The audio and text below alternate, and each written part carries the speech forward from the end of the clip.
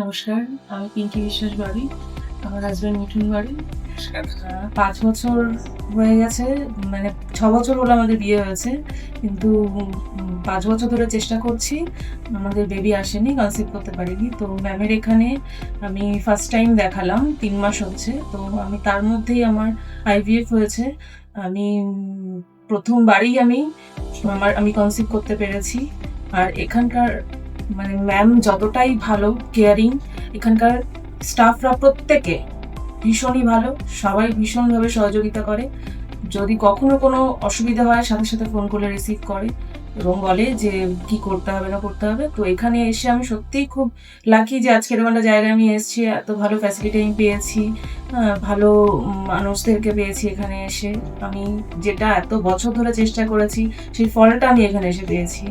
তো আমার ভীষণ, ভীষণ ভালো লেগেছে। আর আমি চাইবো যে আমার থ্রুতে আরো ৫ জন মানুষ এখানে আসুক। ওকে। কিরকম লেগেছে বেবি?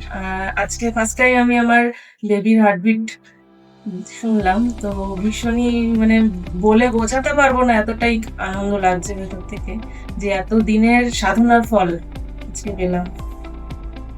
Thank you.